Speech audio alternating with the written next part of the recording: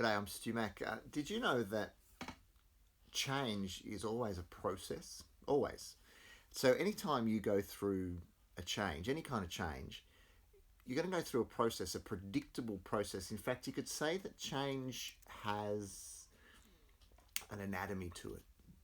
That there's a particular structure that change has.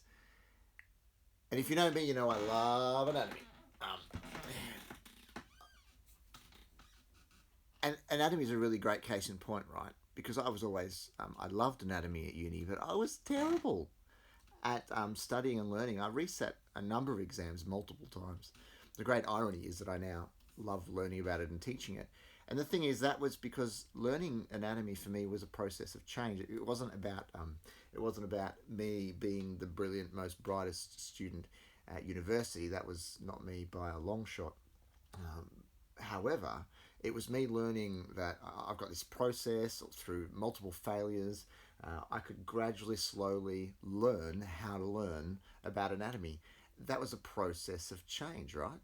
So change is always a process. And one of the models that's used to describe change is called the transtheoretical model of change.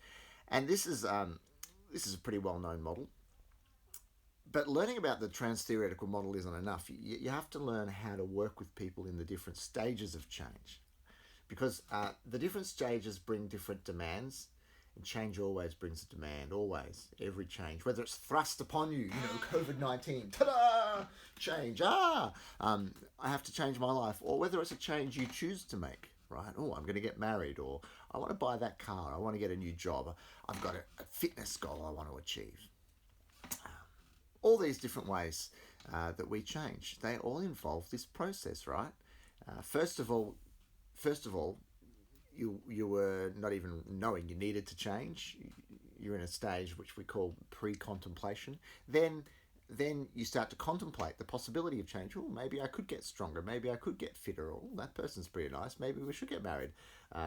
Hopefully that doesn't happen the first time you see them.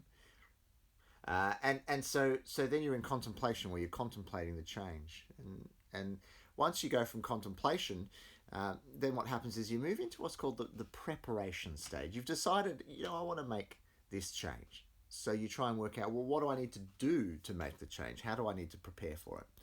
Then there's the action change. This is where you actually take the action to make the change. You've done all the preparation work. Now you're actually acting on that preparation. You're making the change. Finally, there's what we call maintenance of change. So to maintain your change, to maintain that process. And that's really tough, right? Maintenance change is where a lot of people fail. When we start out action, we start going well, and then we fail in the maintenance stage. Why? Usually because we haven't got the preparation down pat, but also because we don't understand what's necessary within ourselves to sustain that change. And then finally, there's what you might call termination, and there's another little one in there that's failure or relapse. That's a really important part of change, is allowing yourself the relapses, the failures, because it's not written what's going to happen in the future, and your decisions will always choose you. So you make a choice, and then you make another choice. So today I can make the choice to remain in the failed status, or I can make the choice to try again. And the process of growing your capacity to handle that change process is what's called change fitness. Change fitness consists of 7 domains that we all require to begin and sustain and succeed at change. So I'm going to do a little short video series briefly describing the different aspects of change and having a look at change through the eyes of each of these stages: pre-contemplation, contemplation, preparation, action, maintenance, and termination. And we'll also have a look at relapse. And then I'll have a look at some of the aspects of change fitness throughout that. We'll talk about them, and then we'll talk about change fitness elements more specifically later on.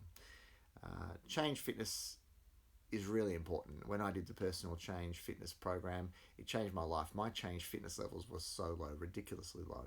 And by going into the personal change fitness program, through the Change Gym, I was able to really change myself. And so I now coach people through Change Fitness because it made a difference where all the counselling in the world hadn't, medications, even exercise, no matter who said what, none of those things made the same kind of difference that Change Fitness did. Understanding the change process is so important, and preparing yourself for it is so important. So join me as we explore some of these concepts in this short series of very brief videos. This is me signing off. Don't forget to subscribe, to like, leave any comments, smile, pick your nose, whatever. And I'll see you when I'm looking at you.